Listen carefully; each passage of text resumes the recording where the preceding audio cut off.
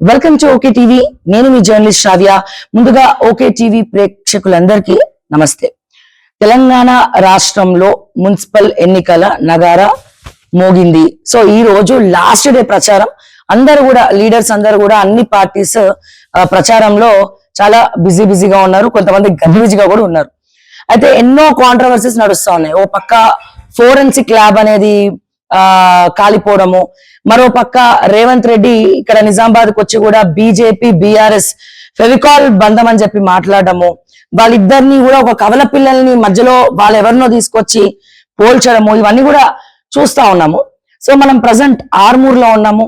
మనతో పాటు ఆర్మూర్ ఎమ్మెల్యే పైడి రాకేష్ రెడ్డి గారు ఉన్నారు. మరి ఆయన మాటల్లో తెలుసుకుందాము. ఎన్నో విషయాలు ఉన్నాయి మాట్లాడడానికి. సార్ నమస్తే అండి. నమస్తే సార్. ఎలా ఉన్నారు సార్? చాలా బాగున్నాం. ఫైటర్. ఎవరినైనా ఏదైనా మాట్లాడుతూనే ఉంటారు, తిడుతూనే ఉంటారు. ఎందుకు తిడతారండి? చెడ్డ వాళ్ళని తిడతాను నేను, మంచి వాళ్ళని తిట్టాను. అంతే మిమ్మల్ని ఎప్పుడు తిట్టానా? లేదు. మరి ఎవరైనా ఎప్పుడు తెలంగాణలో మంచి వాళ్ళని మమ్మల్ని ఒకరు రమ్మనండి. సామాన్యులని, పేదవాళ్ళని, మంచి అధికారులని, మంచి రాజకీయ నాయకుల్ని పోటీ కదా, మంచి రాజకీయ నాయకుల్ని. ఇప్పుడు గుమ్మడి నరసయ్యను పొగిడాను, మంచి నాయకులను పొగిడాను. కాబట్టి దొంగ నాయకులను నిలదీస్తున్నాను. విలువలు లేని నాయకులను, విలువలు లేని రాజకీయ వ్యవస్థలు ఉన్న వాళ్ళని తనదైన భాషలో అంటారు చూడు. ఎట్లయితే రేవంత్ రెడ్డి, కేసీఆర్ వాళ్ళ శైలిలో మాట్లాడుతూ నా శైలిలో నేను మాట్లాడుతున్నాను. వాళ్ళ శైలి కరెక్ట్ అయినప్పుడు నా శైలి ఎందుకు కరెక్ట్ కాదు శ్రావ్య? సామాన్యున్నానే, మామూలు గ్రామీణ ప్రాంతంలో వచ్చిన సామాన్యుని కాబట్టి ఈ రోజు నన్ను ఎట్లా చేస్తారా? నేను దూరాన్ని గాను రెడ్డి రాదును గానేనా? అంటే మీరు సామాన్యుడని మీరు అనుకుంటున్నారా సార్? సామాన్య మీ ప్రతిపక్ష నాయకులు ఎవరు కూడా మీరు సామాన్యులు అనట్లేదు. ఇందాకే మీ అత్యంత మిత్రుడు జీవన్ రెడ్డి గారు ఒక ఇంటర్వ్యూ ఇచ్చినారు. సో మీ తమ్ముడు ఇంటర్వ్యూ ఇచ్చి ఆయన దొంగ, స్మగ్లింగ్ దొంగ, జేబు కత్తర్ చేస్తాడు, అది ఇదని మాట్లాడిండు. మరి దానికి ఏం సమాధానం చెప్తారు? అదే ఇప్పుడు తెలంగాణలో 4 కోట్ల ప్రజలు చెప్తారు. తెలంగాణలో లేదంటే ఈ మధ్యన సంజయ్ రెడ్డి చెప్తున్నది. కాదంటే మా పాపం మా ఆడబిడ్డ శ్రీరెడ్డి ఉండేది మద్రాసులో. ఒకసారి శ్రీరెడ్డిని ఇంటర్వ్యూ చేసి బతికి చెప్తారు. ఒకసారి మొన్న గజ్జలకాంతం ఒక ప్రెస్ మీట్ పెట్టాడు. ఆర్మూర్ అతని పేరు ఇక్కడ అలియాస్ పాండు అని, అంటే పార్క్ అయితే పాండు అంటారు ఇక్కడ, ముద్దు పేరు పెట్టుకున్నారు. సరే పాండు, నువ్వేమేం చేసినావు, నీ అన్నకి ఏమేమి కార్లు ఎవరెవరిని తీసుకుపోయినావు, అన్ని వీడియోలు ఉన్నాయిరా అన్నాడు. వీడు బతుకు పార్కాయతల వాడు వాచ్మెన్ కూడా చెప్తాడు వీడు బతికేందో, బ్రోకర్ బతుకు. నేను చెప్పకపోతే నా మాట తప్పు అయితే మీరు ఒక చర్చ పెట్టండి. పార్కాయ తోటలని శ్రీరెడ్డిని పిలిపిద్దాం, దాని మీద చర్చ జరగాలి. ఇక వీడి గతము, వీడి బతుకు, వీడి భవిష్యత్తు. కాబట్టి 13 ఎకరాలు ఇక్కడ మీరు కబ్జా పెట్టారు. తర్వాత సొసైటీని కూడా మీరు మొత్తం కొనేస్తున్నారు. ఒకవేళ ఇది నిరూపించాడు, సర్వే నెంబర్ తో సహా చెప్తున్నాడు. ఆయనని కాదని చెప్పమనండి, నేను రాజకీయ సన్యాసం తీసుకుని ఆర్మూర్ నుండే పారిపోతా అంటాడు. సో దీనికి ఏం చెప్తారు మీరు? నిజంగా కబ్జా పెట్టిండ్రా అంటే మీరు ఆర్మూర్ ఎమ్మెల్యేగా గెలవడానికి ముందు ఆర్మూర్ ప్రజలకు కూడా ఎన్నో హామీలు ఇచ్చినారు. ఇప్పుడు బీజేపీకి ఓట్లేయాలని మున్సిపల్ ఎన్నికల్లో అడుగుతున్నారు. ఇది ఎంతవరకు నిజము? 13 ఎకరాల కబ్జా అనేది నేను నిరూపిస్తా, డాక్యుమెంట్స్ ఇస్తా, నువ్వు ప్రూవ్ చేయి, నువ్వు అడుగు, నేను రాజకీయ సన్యాసం తీసుకొని నువ్వు పారిపోతా అంటున్నాడు మీరు చెప్తే. అది ఇప్పటికే పారిపోయింది, కొత్తగా పారిపోయింది, 2 సంవత్సరాలు పారిపోలేదు. ఇప్పుడు వచ్చిండు మళ్ళా ప్రజల్ని మోసం చేసి ఏదో ఒక రకంగా మోసం చేయడానికి. ఒకవేళ అట్లాంటిదేమో ఉన్నా దయచేసి వాళ్ళ పెంపుడు తండ్రి, వీడు పెంపుడు కుక్క కదా కేసీఆర్ దగ్గర ఫైల్ పెట్టమనండి. కేటీఆర్ ఇలా బావారేషు ఈ ముగ్గురు దగ్గర పెట్టమండి. రాష్ట్ర ముఖ్యమంత్రికి వాళ్ళు ఇస్తే ఇంకా బాగా సీరియస్ ఉంటుంది ఆ కేసు. ఒకవేళ ఇటు పుట్టుక మనిషి పుట్టుక అయితే సంజయ్ రెడ్డి తిట్టినట్లు ఈ మనిషి పుట్టుకకే అర్థం లేదని ఒక సంజయ్ రెడ్డి చెప్పింది ఒక మహిళ. ఒకవేళ దమ్ముంటే నీకు చెప్తున్నారా, నిన్ను పెంచుకున్న అయ్యా, నీ బావ, నీ అన్న, ముగ్గురికి పేపర్లు పంపిరా. ఆ పేపర్లు పంపించి రాష్ట్ర ముఖ్యమంత్రికి ఏమంటారు, ఇంటెలిజెన్స్ విజిలెన్స్ డిపార్ట్మెంట్ కూడా డీజీపీకి అండి, కొడుకులారా ఒక చిన్న ఒక వీరిని ఏమైనా చేసింది ఉంటే ఇంకా ఇదేంద్ర చిన్నది ఎంత ఉంటుంది రేడా లాభం అంటే ఒక గొల్లు అనుకుందాం. మా ప్రాంతంలో ఇక్కడ లోపల 10-20 ఎకరాలని మా ఊరు ఉన్నదే 30 లక్షలు. ఒక ఎకరం అంతా 100 కోట్లు వస్తుంది రప్పించి నా కొడుక. కోట్ల కొద్ది దానాలు చేసి వచ్చాను ఈ ప్రాంత రాజకీయాల్లోకి, అన్ని సంపాదించుకొని వచ్చాను.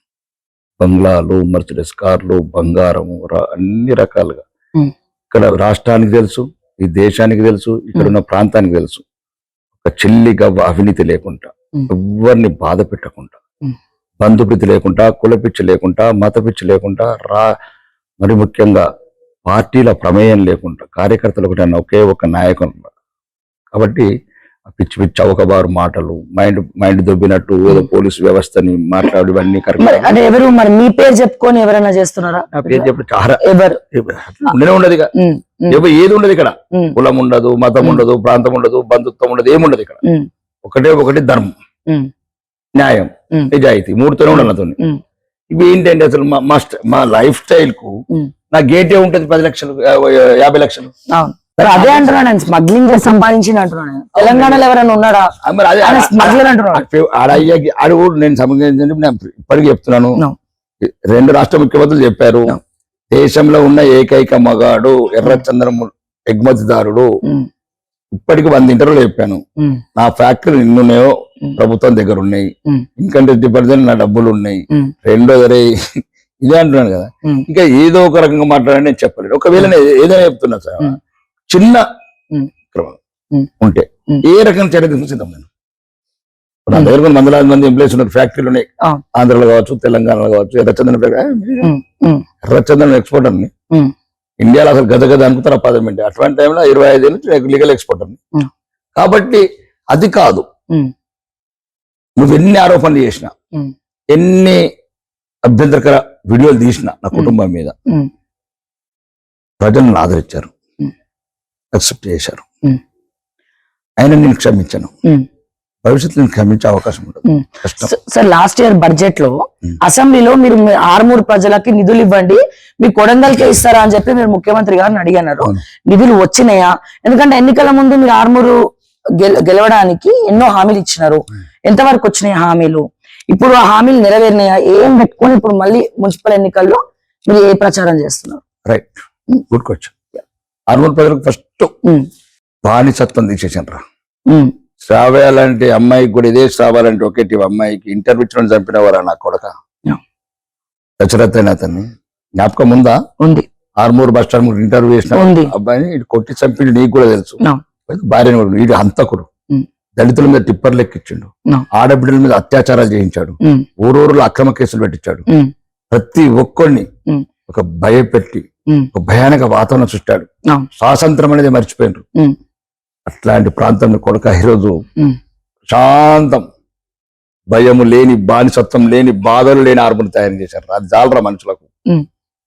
ఇచ్చేమిస్తారా? 50,000 రూపాయలు పెన్షన్ వస్తుంది. కానీ నీ భయంకరమైన నీ గుండాలు, రౌడీలు, గంజాయి ఇంకొకటి కనబడదు తెలియదు.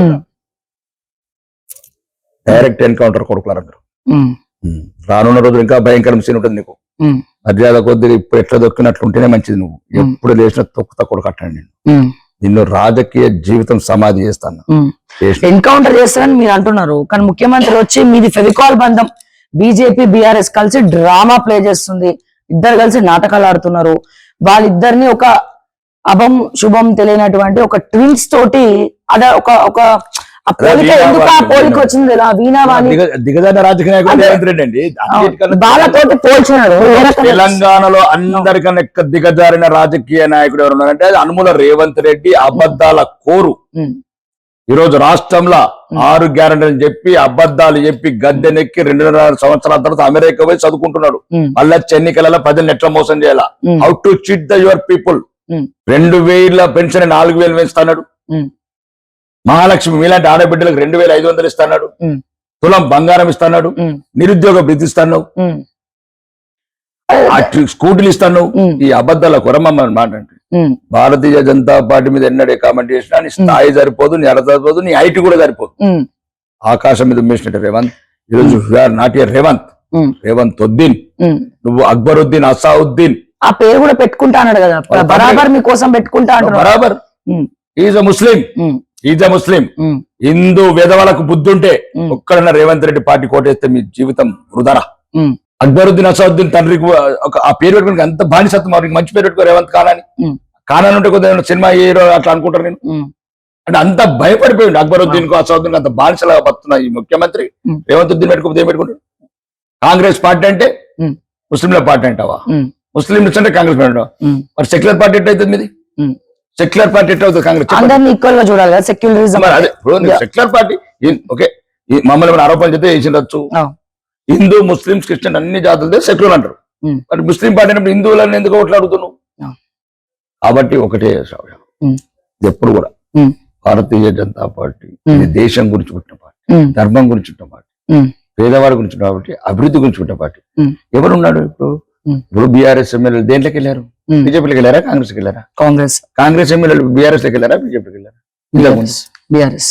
దొంగలు, తోడు దొంగలు, కవల పిల్లలు కేసీఆర్ అయినా రక్తం ఒక్కటే, గుణం ఒక్కటే. వీళ్ళు తోడు దొంగలు ఇద్దరు.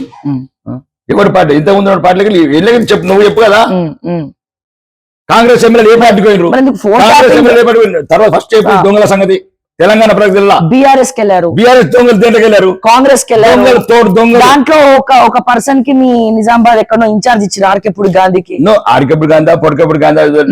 నేను అనేదానికి తెలంగాణ ప్రజలు తెలుసుకోవాలా, ఎవడు తోడు దొంగలు, ఎవడు కవల పిల్లలు, అవినీతి పరులు. మీరు ఎర్రబెల్లి క్షేత్రంలో వెళ్ళి కేసీఆర్ కాళ్ళు మొక్కి ఈ రోజు కాంప్రమైజ్ రాజకీయాలు చేస్తావా? నువ్వు హాస్పిటల్కి పోయి దేనికి పోయినావు? కాళ్ళు మొక్కతందుకు పోయినావు. నన్ను ఏం చేయకుండా నాకు ఓటు దొంగ కేసు ఇబ్బంది పెట్టకుండా పోయిండు. మరి బీజేపీ వాళ్ళు ఎందుకు సైలెంట్ గా ఉన్నారు? ఫోరెన్సిక్ ల్యాబ్ ఫస్ట్ ఫ్లోర్ తగలబడిపోయింది, ఆయన కీలక ఆధారాలు ఫస్ట్ ఫ్లోర్ లో ఉన్నాయని కేటీఆర్ అంటున్నారు. మరి అంటే బీజేపీ ఏం మాట్లాడట్లేదు దీని గురించి. ఓటుకు నోటు కేసు ఇంకా తెరపైకి ఇప్పుడు ఫైనల్ హియరింగ్ ఉన్నది, ఎటువంటి యాక్షన్ లేదు కదా. ఫోన్ ట్యాపింగ్ మీద బీజేపీ వాళ్ళు సైలెంట్ గా ఉన్నారు. దీని వల్ల కేటీఆర్ తో ఏకీభవిస్తున్నారు. తగలబెట్టింది రేవంత్ రెడ్డి. ఎందుకంటే రేవంత్ రెడ్డి అంటే ఎవరు? ఒక రాజ్యాంగబద్ధమైన ఉన్నత పదవిలో ఉన్నాడు. అన్ని వ్యవస్థలు కింద ఉంటాయి. తగలబెట్టరంటే తగలబెడతారు, వెళ్ళగొట్టరు అంటే ఎవరు ఏం చేయమంటే చేస్తారు. అంతేనా కాదా? ఈరోజు అక్రమ కేసులు కావచ్చు, చాలా ఇష్యూస్ కావచ్చు, రాజ్యాధినేత చేతులు ఉంటుంది, అది 100%. ఇక రెండోది ఒకసారి ఏం చేస్తారు బీజేపీ ఫెడరల్ స్టేట్స్. భారత రాజ్యాంగం బాబాసాహెబ్ అంబేద్కర్ గారు ఎందుకంటే ముక్కలైన దేశాన్ని ఒక్కటి చేశారు కాబట్టి, ఒక్కటైన దేశాన్ని ముక్కలు చేయకూడదని కొన్ని రాష్ట్రాలకు విస్తృత అధికారాలు ఇచ్చారు. ప్రతిది కూడా కేంద్ర ప్రభుత్వం ఇన్వాల్వ్ కాలేదు. అర్థమైందమ్మా? రాష్ట్ర ప్రతిదానికి మళ్ళా దేశం ముక్కలు అవుతుంది. అఖండ భారత్ గా వెలగాలని కోరుకున్న కోరిక భారతీయ జనతా పార్టీ, కాంగ్రెస్ లకు కాదు. కాబట్టి నేను చెప్తున్న దమ్ముంటే రేవంత్ రెడ్డికి అక్కడ దాకా ఎందుకు? నీకు కార్ రేస్ కేసులో ఏదైతుందో 55 కోట్ల క్లియర్ కేసు, అది రాష్ట్ర ప్రభుత్వం మంత్రివర్గ ఆమోదం లేకుండా కేటీఆర్ మాట మీద 55 కోట్లు ట్రాన్స్ఫర్ చేశారు విదేశాలకు. దాన్ని అరెస్ట్ చేయడానికి నీకేమైతుంది? నువ్వే కదా పవరు. పోలీసు వాడు నీవాడే, డీజీపీ నీవాడే, ఎస్పీ నీవాడే, ప్రతి ఒక్కరు నీవాడే కదా. అరెస్ట్ చేయి. దానికి కేంద్రం దానికి సంబంధం? మన రాష్ట్ర ప్రభుత్వం డబ్బులు అక్రమ మార్గాల ద్వారా, అంటే అతనికి ఎటువంటి పవర్స్ లేకుండా అధికారులను కూడా చేయలేయాలి. ఎందుకంటే అధికారులు కూడా అట్లా ఓరల్ ఇన్స్ట్రక్షన్స్ తోని చేశారు. 55 crores మంత్రివర్గ ఆమోదం లేదు, దాన్ని అరెస్ట్ చేయు అద్దటమా? అరెస్ట్ తీసుకోబోయే జైలుకి చూద్దాం. మేము అనుకున్నప్పుడు తీసుకుపోయినాం, తయారు చేసినాం. మాకు ఎవిడెన్స్ దొరికిన రోజు చెప్తే వేసినామా? మొన్న బీజేపీ వాళ్ళు ఎందుకు సైలెంట్ ఉన్నారని ముఖ్యమంత్రి అడుగుతున్నారు. దానికి కిషన్ రెడ్డి గారు ముఖ్యమంత్రి నువ్వా మేమా అని చెప్పి కూడా బదిలిచ్చాడు. ఒకటి మళ్ళీ రాష్ట్ర ప్రభుత్వం అధికారులు తెలంగాణ ప్రభుత్వం ముఖ్యమంత్రి గారు దించు దమ్ముంటే కోమటిరెడ్డి వెంకటరెడ్డి పెట్టు, గంట లోపల అరెస్ట్ చేస్తాడు. దమ్ము లేనాడు, నువ్వు దమ్ము లేని మాటలు మాట్లాడుతున్నావు, మోసపూరిత మాటలు, అబద్ధాల మాటలు. ఎట్లయితే ఆడబిడ్డలు ఉసురు తగులుతుంది. ఏందని ఏం మాట్లాడుతున్నారు? అరెస్ట్ చేయమని ఎవడు ఆపుతాడు? డీజీపీకి చెప్తాను ప్రయత్నించాలా? వేయి లోపల మేము వేయాలనుకున్నాం, వేసినాం, చూపించినాం తియారు ఎట్లుంటుందో. అల్వకుంట్ల కుటుంబానికి దిమ్మ తిరిగిపోయి ఉన్న నిజాలని కక్కుతున్నది కవిత. ఈ రోజు దేని వల్ల వచ్చినా ఎట్లా వస్తున్నాయి నిజాలు? తియారు దెబ్బకొస్తున్నాయి కవిత. అందుకని ఇప్పుడు మీ పార్టీలో చేర్చుకుంటున్నాం మరి కవితని? మేము పార్టీలో చేసుకున్నాం. ముఖ్యంగా ఆమె ఏం చేసిందని ఆమె చెప్తున్నారు. 10 నెలలకు పీక్ కట్టలు కట్టినామని అలా అజయ్ అడుగుతుంది. ఈ బీఆర్ఎస్ వాళ్ళకి బుద్ధి ఉండాలా? ఎవరికైనా మాట్లాడేటప్పుడు కవితమ్మ స్టేట్మెంట్ రా, పీక్ కట్టలు కట్టినామని అంటున్నది రా. మీ బీఆర్ఎస్ వాళ్ళని దోసుకున్నారు, మా బావ 1,00,000 కోట్లు అంటున్నది, మా సంతోషాన్ని దళితులను చంపించింది అంటున్నది. ఎవరు అనట్లేదు. కేసీఆర్ గారాల పట్టి ఓడిపోయిన పార్లమెంట్ సభ్యురాలు, ప్రజలతనంతో మల్లా గద్దెనెక్కిన ఎమ్మెల్సీ ఎవరో కాదు, మీ ఇంటి బిడ్డ, మీ గుట్టంతా బయట పెడుతున్నది. కాబట్టి మేము రాగానే, మా రాష్ట్ర ప్రభుత్వం మేము అధికారం రాగానే ఇవన్నీ సరైన చర్యలు తీసుకుంటాం. సార్ మొన్న వివేక్ వెంకట స్వామి గారి వీడియో చూసారా మీరు? ఆయన ప్రచారానికి వెళ్తే ఒక మహిళ వచ్చి పెన్షన్ 2,500 ఇస్తా అన్నారు.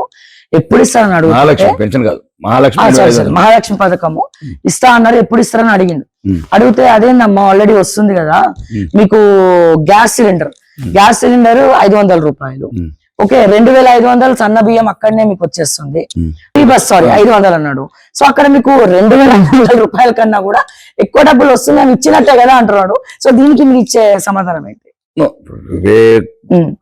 కొద్దిగా ఇది ఎక్కడ కూడా మేనిఫెస్టోలో మెన్షన్ చేయలేదు. మేనిఫెస్టో చెప్పినా వీళ్ళు ఇచ్చినే చెప్తున్నా. ఇది ఫస్ట్ గ్యాస్ సిలిండర్ 400 రూపాయలు కేంద్ర ప్రభుత్వం సబ్సిడీ ఇస్తుంది, ఉజ్వల గ్యాస్ కనెక్షన్. ఇలా కలిపేది 100 రూపాయలు, కేంద్ర ప్రభుత్వం ఇచ్చేది 400.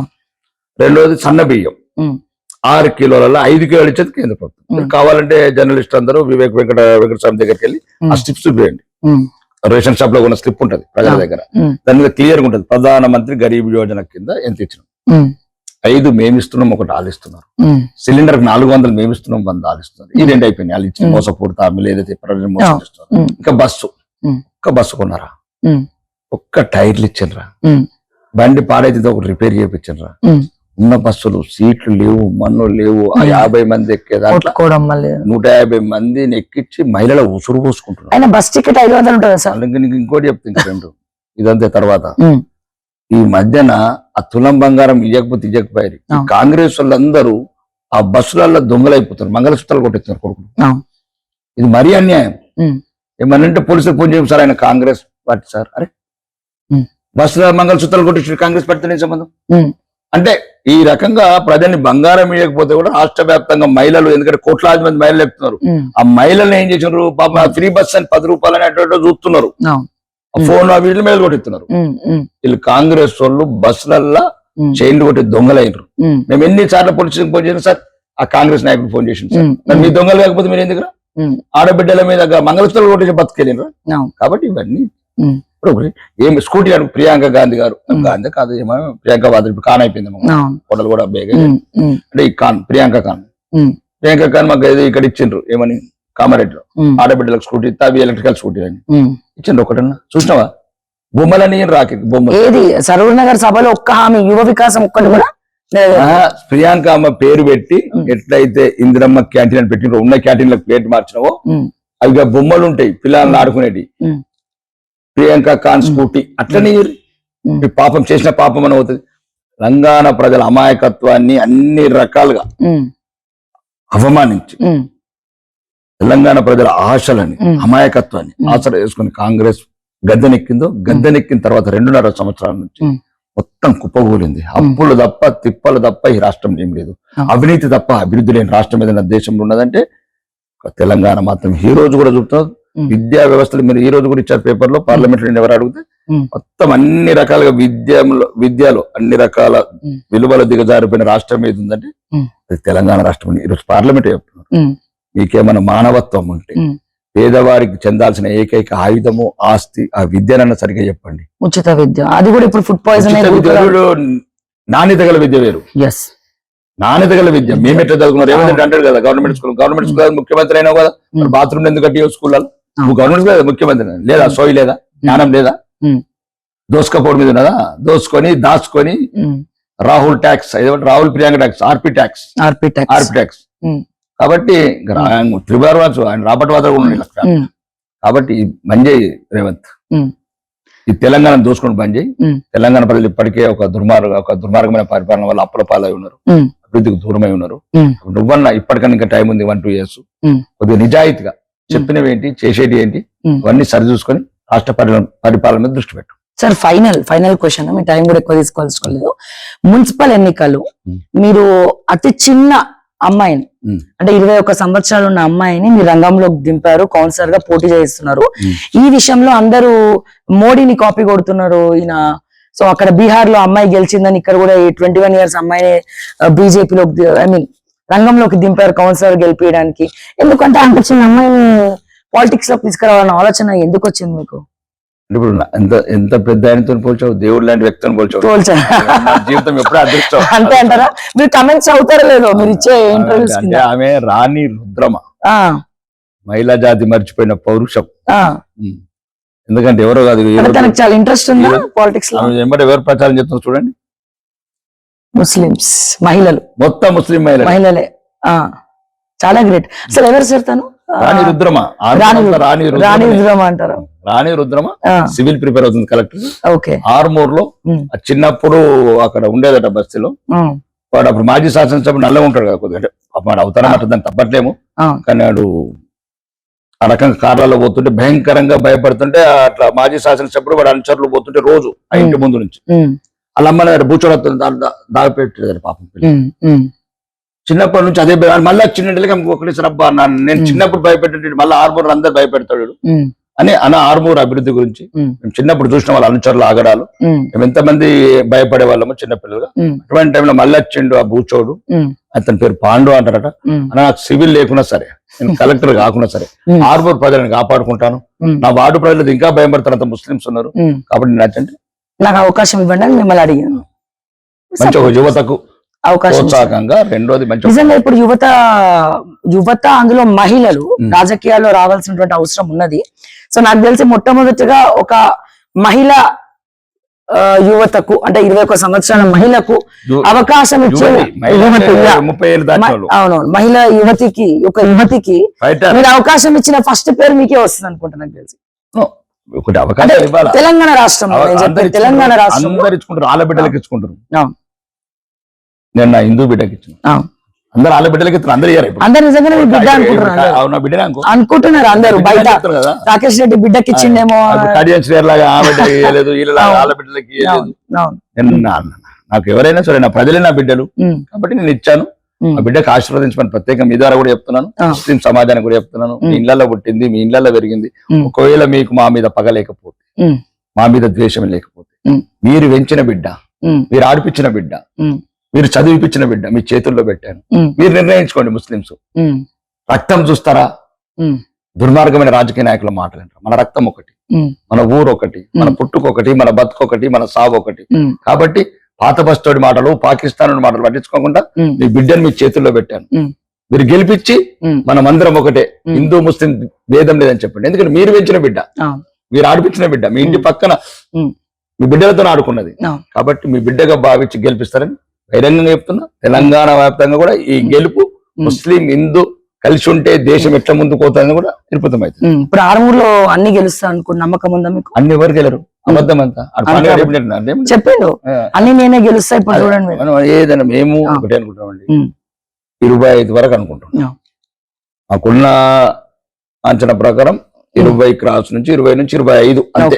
ఎందుకంటే మాకు 7 సీట్స్ మైనార్టీ సీట్స్ ఉన్నాయి కాబట్టి ఇంకా వాళ్ళు ఎట్లన్నా కాంగ్రెస్ వైపు, బీఆర్ఎస్ వైపు ఉంటారు. మా వైపు ఉన్నది మాత్రం ధర్మం, న్యాయం అండ్ మహిళలు, ముఖ్యంగా ముస్లిం మహిళలు. ఎందుకంటే త్రిపుల్ తలాక్ ఎత్తేసినాం కాబట్టి వాళ్ళకి ఆత్మగౌరవం. ఈరోజు భారతదేశంలో ఏ రాత్రి కూడా నిశ్చితంగా ఉండేవాళ్ళు కాదు. బాబు కూతురు కావచ్చు, చెల్లె కావచ్చు, భార్య కావచ్చు, తల్లి కావచ్చు, మహిళలకు అందరికి ఒక శాపం లాగా ఉండేది. అది తీసేసినాం కాబట్టి మహిళల్లో ఒక రకమైన విశ్వాసం ఉంది నరేంద్ర మోడీ ప్రభుత్వం పట్ల, బీజేపీ ప్రభుత్వం పట్ల. వీళ్ళు ఏ రోజైనా సమానంగా చూస్తారు. బియ్యం కూడా మాకు ఇస్తున్నారు, మాకు కూడా పెన్షన్లు ఇస్తున్నారు, మాకు కూడా ప్రధానమంత్రి ఇల్లు ఇస్తున్నారు, వందే భారత్ ట్రైన్లు మాకు కూడా ఇస్తున్నారు. ఇక్కడ ఎక్కడ కూడా హిందూ ముస్లింస్ లేదు వీళ్ళకని యూపీలో నిరూపితమైంది. ఇప్పుడు అదే మీరు చెప్పిన మైథిలి ఠాకూర్ 55% ముస్లింస్ ఉంటారు. 55% ముస్లింస్ ఉన్న దగ్గర అమ్మాయిని గెలిపించండి. నాట్ ఏ జోక్ కాదు. దీని బట్టి ఒక పెద్ద విషయం తెలిసింది. ముస్లింస్ లకు ఏం కక్ష లేదు హిందువుల మీద. ఈ దొంగలు, సెక్యులర్ ముస్లింలు ఉన్న దొంగలు హిందూ నాయకుల వల్లనే రాజకీయం చేయడం కోసం రేవంత్ ఉద్దీన్ లాంటి వాళ్ళ వల్ల సమస్య వచ్చింది. వాళ్ళని రెచ్చగొట్టి మోసం చేసి నేను మీ కులంలో కలుపుతున్నా, మతంలో కలుపుతున్నా అనుకున్నవచ్చు. మనకి ఏమైనా ఉంటే లోపల ఉండొచ్చు పాపం. అంటే మతం మారితే 4 పెళ్లిళ్ళు చేసుకోవచ్చు, ఇవన్నీ ప్రాబ్లం అట్లాంటి ఏం పెట్టుకోకు. కాబట్టి అవసరమైతే మా బాబీకి కూడా చెప్తాను, నేను జాగ్రత్త చూసుకోమని. ఎందుకంటే ఇది ఎందుకన్నా రేవంత్ ఉద్దీన్ కొద్దిగా డౌట్ వస్తుంది నాకు. కాబట్టి దయచేసి అట్లాంటి ఆలోచన పెట్టుకోకు. ఏదన్నా కూడా రాజకీయంగా ఇంకా దిగదారిపోకు. ముఖ్యమంత్రిగా, ఒక యువ ముఖ్యమంత్రిగా మంచి పేరు సంపాదించుకో. ఇప్పటి వరకు అయితే అబద్ధాల కోరు, అవినీతి తప్ప ఇంకేం రాలేదు.